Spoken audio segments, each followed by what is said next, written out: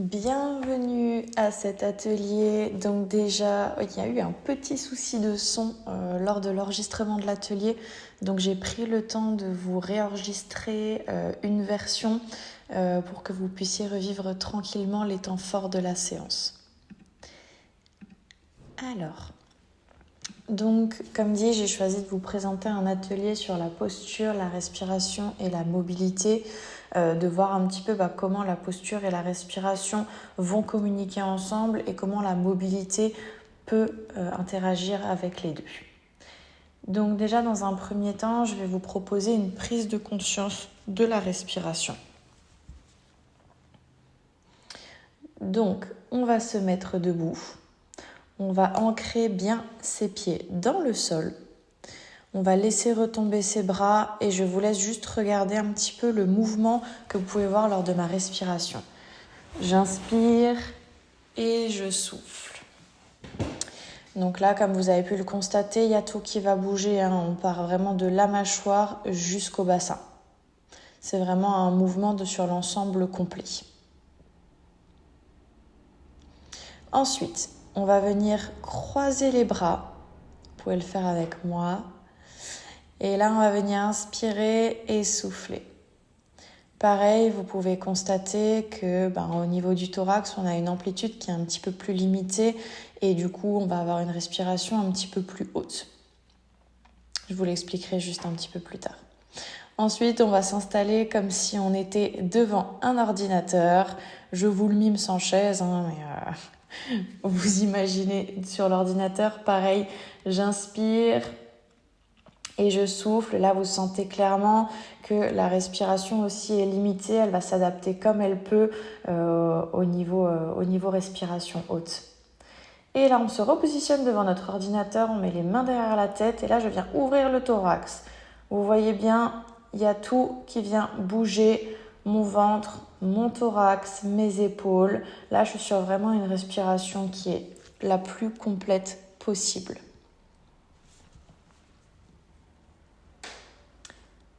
Alors, donc là, c'est ce que je vous disais. On va faire juste un petit zoom sur le diaphragme. Est-ce que ça parle ou pas du tout? Alors, je vous fais une petite explication. Alors, le diaphragme, c'est le muscle en bleu, là, que vous allez trouver. Quand l'air entre, le diaphragme va se baisser. Quand l'air ressort, le diaphragme va monter. Il va y avoir un équilibre des pressions entre le haut et le bas. En tout cas, il faut qu'elle soit à peu près égale. S'il y a trop de pression sur l'un ou l'autre, ça va créer un déséquilibre. Donc, c'est ce que j'essayais de vous dire. Le diaphragme est un muscle respiratoire, autant respiratoire que postural. Et il va venir en fait avoir des extensions qui vont venir le long du dos.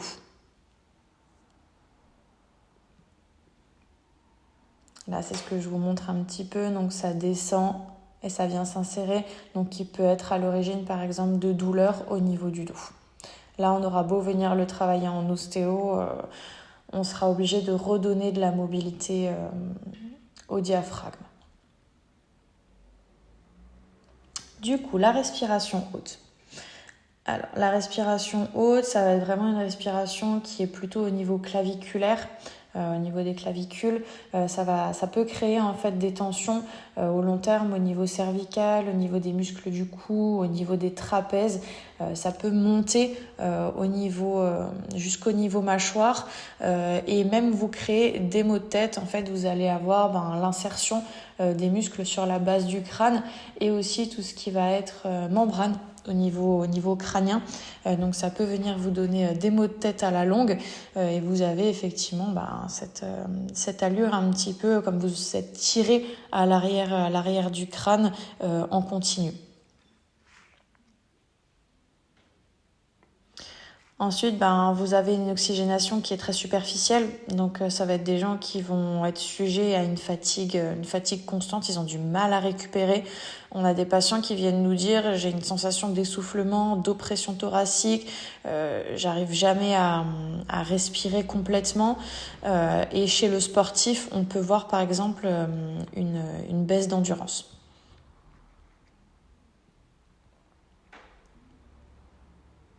Donc là, ça va être surtout chez les patients qui vont être sujets au stress, de l'anxiété, du burn-out, des gens qui travaillent au bureau, qui font beaucoup de voitures, des postures qui vont être toujours dans le contrôle ou très contractées.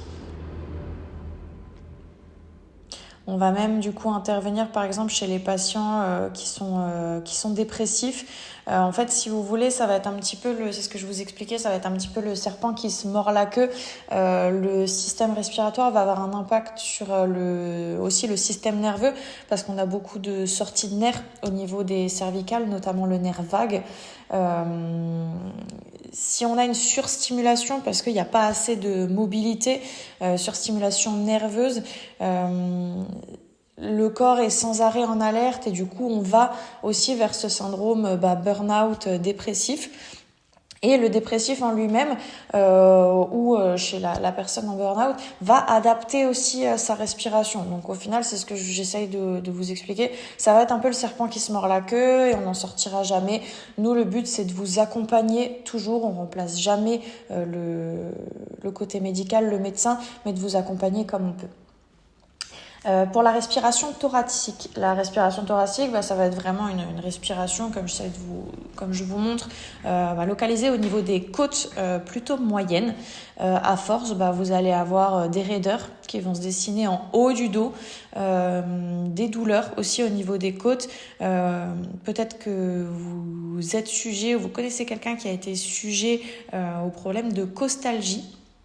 Donc voilà, c'est assez douloureux, mais ça peut venir en fait d'une respiration qui est mal répartie. Et vous avez bien sûr, ce que je vous disais en début d'atelier, une fatigue posturale due en fait au tronc qui travaille de trop pour maintenir la respiration. Vous avez également les problèmes digestifs. Si je reviens un petit peu sur mon histoire de diaphragme, en fait, le diaphragme, vu qu'il va bouger, il va créer un massage, si vous voulez, un petit peu au niveau digestif. Donc forcément, ça va améliorer votre confort digestif. La respiration thoracique, c'est une respiration qu'on va trouver surtout chez les personnes où typiquement, on connaît tous le se tenir bien. Donc là, j'essaie de vous l'imager quand je marche. Le fait d'être au garde à vous, vous allez verrouiller la sangle abdominale, donc vous allez respirer que du haut.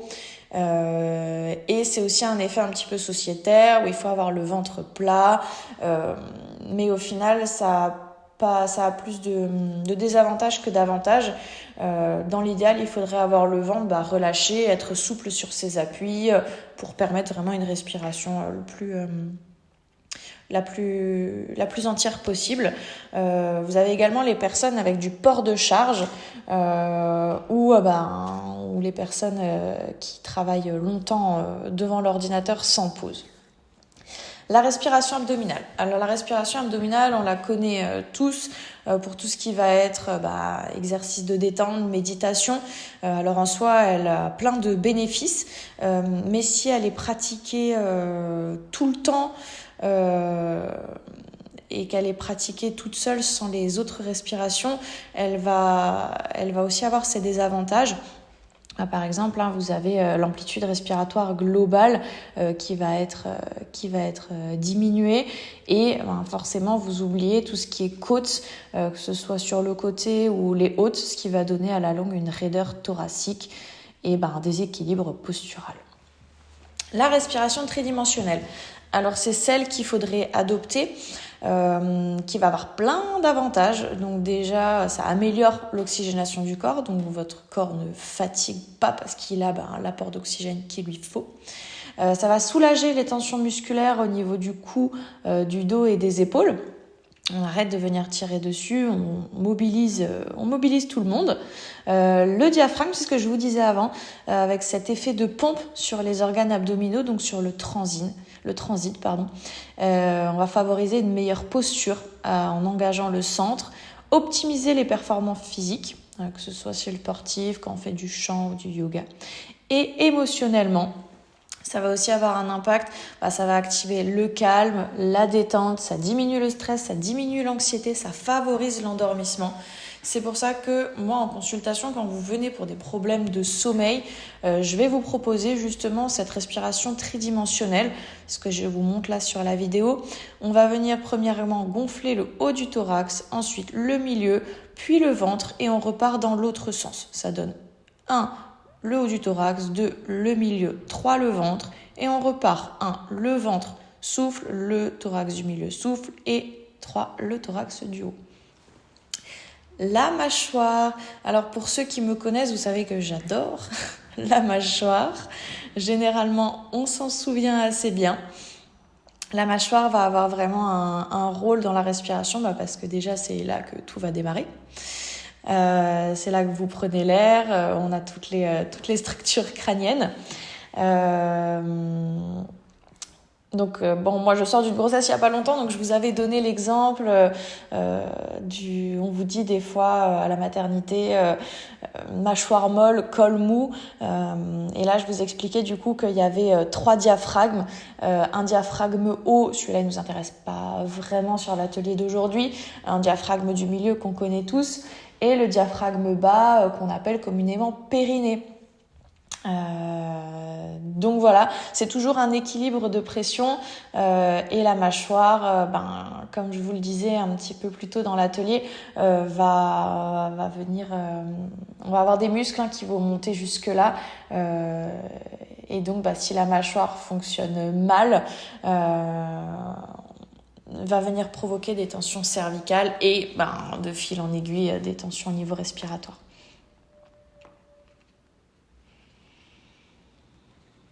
Oui, je vous avais donné un petit exercice aussi à ce moment-là où vous serrez les dents, vous essayez d'inspirer et d'expirer. Vous desserrez les dents, vous essayez d'inspirer et d'expirer de nouveau. Et là, normalement, vous constatez une différence. Et donc, pourquoi consulter l'ostéopathe ? Je pense que vous l'avez compris. Notre respiration, elle est directement influencée par la posture et vice-versa. Une cage thoracique qui est trop rigide, un diaphragme qui est trop tendu, un dos qui est trop figé, ça va modifier notre façon de respirer. Là, je vous donnais l'exemple d'une personne qui a un mauvais appui, qui a une voûte plantaire qui est un petit peu déséquilibrée. Je vous le faisais en exagéré, mais pour vous montrer l'impact en fait qu'on peut avoir sur la posture et donc forcément l'impact que ça va avoir sur le mouvement thoracique, le mouvement des côtes. Et donc, en quoi aussi, rééquilibrer la posture va vous permettre de mieux respirer.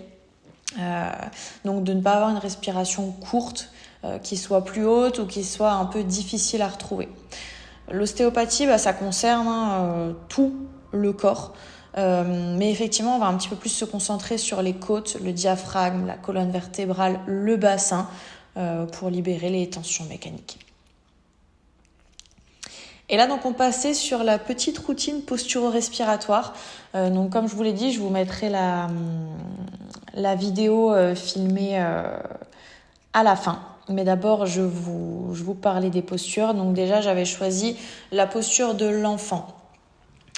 Donc la posture de l'enfant, relâcher le dos, relâcher le diaphragme, se reconnecter au souffle postérieur, pour bien vous faire comprendre que les côtes bougent à l'arrière.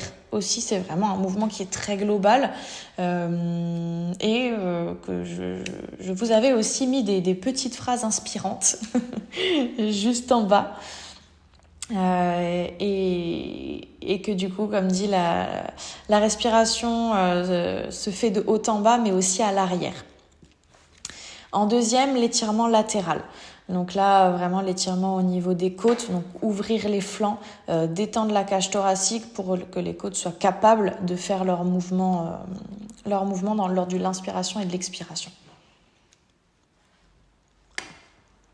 En petit 3, on a le chat-vache inversé. Alors pourquoi inversé ?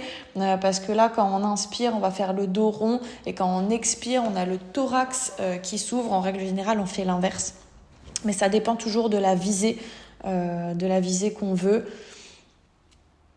Là, je vous montrais un petit peu les courbures naturelles au niveau du dos. Donc, le haut du dos qui est plus arrondi, le bas du dos qui est plus creusé. Et donc, chez les gens qui ont une colonne qui est très raide, forcément, ça va avoir un impact sur les côtes qui viennent s'articuler directement sur votre colonne à l'arrière.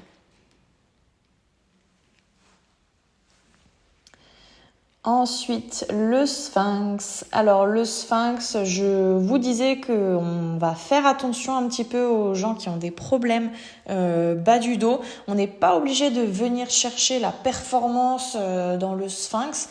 Moi, tout ce que je veux, c'est qu'on crée l'ouverture en fait à l'avant, qu'on redonne de l'espace à la respiration à l'avant. Pour ce qui est de la respiration latérale, donc c'était plus un exercice de ressenti pour que vous puissiez sentir les côtes qui bougent en dessous de vos mains, de la mobilité consciente. J'avais appelé ça comme ça.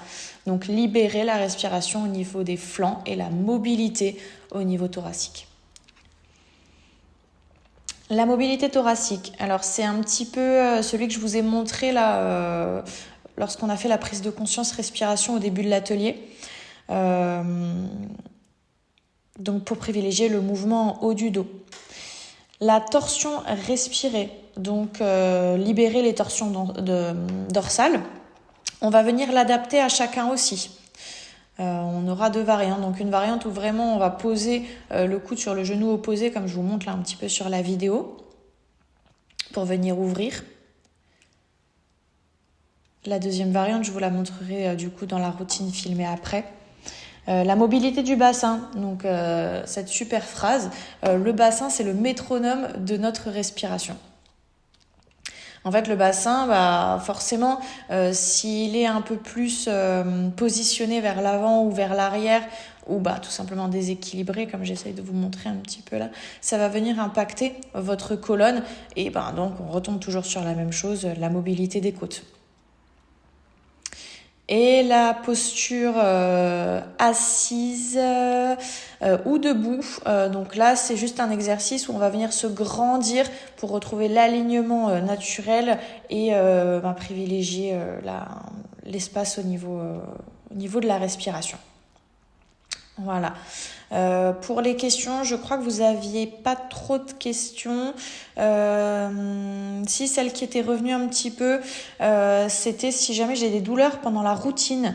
Si vous avez des douleurs pendant la routine, vous allez juste moins loin dans la mobilité. Le but, c'est pas de performer, c'est que vous sentiez déjà le mouvement et qu'on aille travailler un petit peu la mobilité petit à petit pour retrouver la pleine respiration, limiter les raideurs et donc vous permettre de gagner un petit peu sur vos douleurs. Donc voilà, j'espère en tout cas que j'ai repris le principal de ce qu'on s'était dit pendant l'atelier. Et puis si vous avez des questions, vous n'hésitez pas, je suis toujours disponible. Donc on avait commencé par la posture de l'enfant. On vient se mettre à quatre pattes. Donc soit on ouvre un petit peu plus si on est plus à l'aise, soit on peut refermer un petit peu. Je vous laisse vraiment le ressenti. Cette routine, elle est 100% adaptable. On pose nos fesses sur nos talons et là, on vient chercher à l'avant. Et là, je vais inspirer, je souffle et je viens chercher un petit peu plus loin. Pour ceux qui y arrivent, on peut même venir crocheter un petit peu les doigts, histoire de rajouter un petit peu d'étirement au niveau des omoplates. J'inspire, je souffle, et quand je souffle, si je peux, je vais chercher un petit peu plus loin.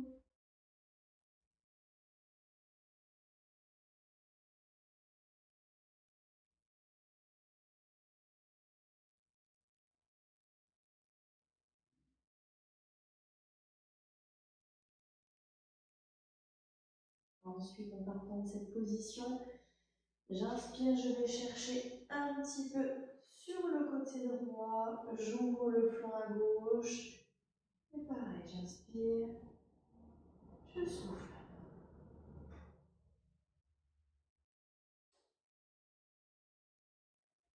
Vous faites le nombre de répétitions que vous voulez. Moi, je pars toujours au moins sur 5 répétitions d'un côté, 5 répétitions de l'autre. Et voilà, de l'autre côté.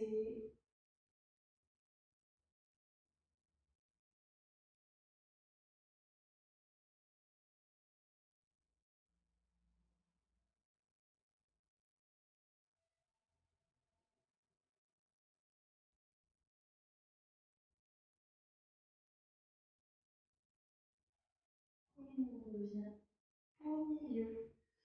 Ensuite, on partait sur notre chat-vache. Donc là, ce que je vous disais pendant l'atelier, c'est qu'on essayait un petit peu en même temps de travailler nos courbures. Donc, j'inspire, je viens pousser là, dans mes mains. Je rentre mon centre au niveau du ventre. Je souffle. Je viens un petit peu plus concentrer sur ma courbure du bas. Et je repars en inspirant.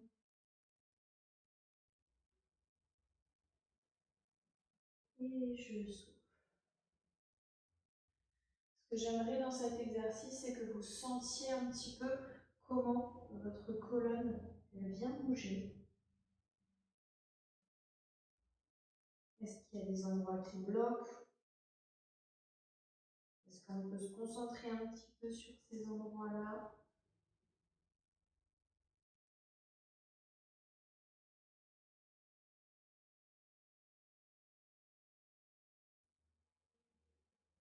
On repose bien dans ses mains. Si on veut aller un petit peu plus loin, on lève vraiment la tête. Lorsqu'on vient travailler la courbure du bas. Ensuite, on va passer sur le sphinx. Alors, le sphinx, que je vous disais, on fait juste un petit peu attention lorsqu'on a des douleurs en bas du dos. Donc, on vient se positionner sur le ventre. Et là, soit on n'a pas trop de douleur en bas du dos, j'inspire, je viens vraiment chercher mon ouverture à l'avant, je souffle, je reviens.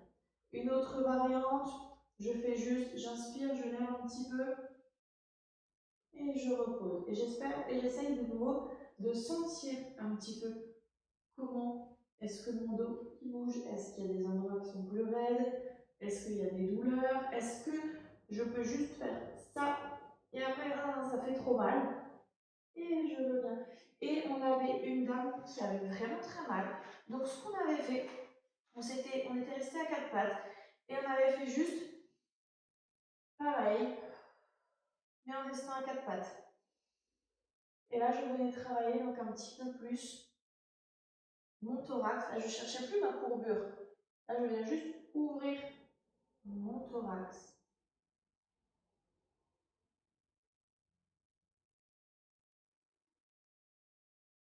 Ensuite, on était un petit peu plus sur un exercice de ressenti. Donc là, on met nos mains sur nos côtes, comme vous voulez, vous les positionnez comme vous voulez. Là, j'inspire, je souffle. Et quand je souffle, je baisse mes épaules.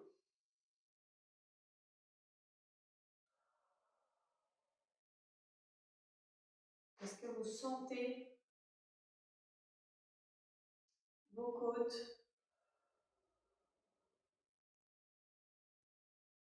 qui viennent bouger?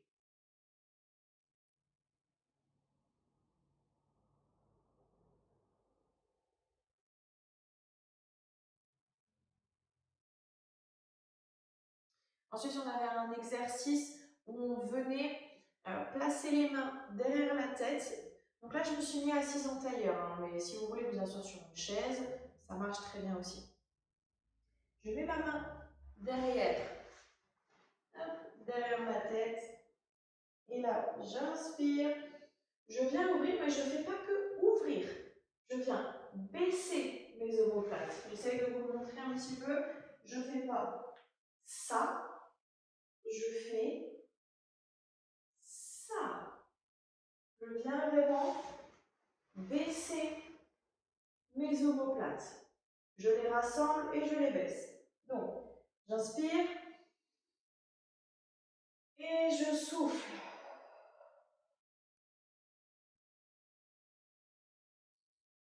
On respecte toujours sa douleur. Si vous voyez que c'est trop douloureux, on peut aller que jusque-là.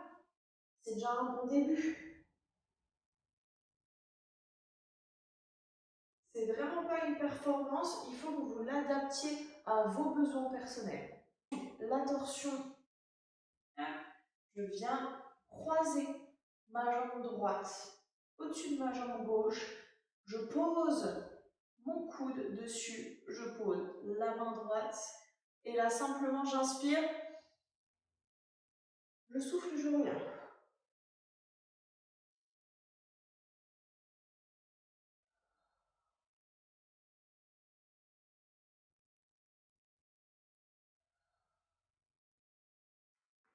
On peut le faire 5-6 fois selon ce que vous avez envie. Je vais vous montrer une petite variante juste après.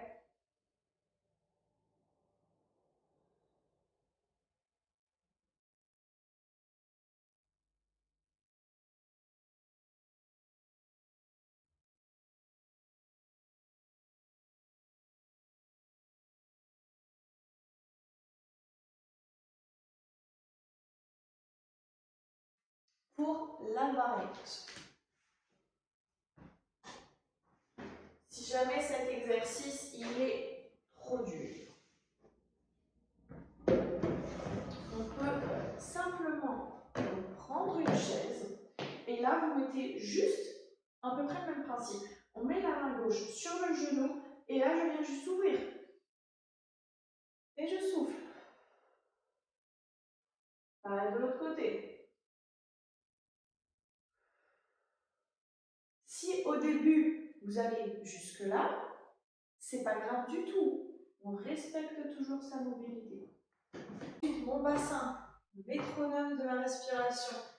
J'inspire, mon bassin, il tombe vers l'avant. J'expire, je contracte au niveau de ma fermeture éclair et mon bassin repart en arrière. J'inspire, je souffle. Et là, je vous l'exagère sur la vidéo. En vérité, si on est un petit peu bloqué, ça va donner.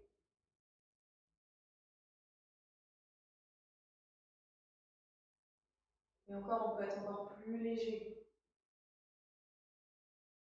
J'inspire, je gonfle mon ventre, je laisse tomber mon bassin, je souffle, fermeture éclair, mon bassin va vers l'arrière. On essaye de ne pas compenser avec les épaules. Ne faites pas ça.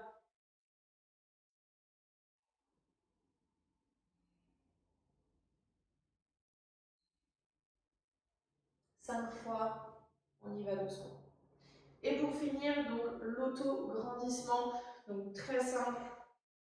Vous imaginez qu'il y a un fil au-dessus de votre tête qui essaye de vous grandir. Ça va être aussi un mouvement qui est très léger au final. Ça va donner.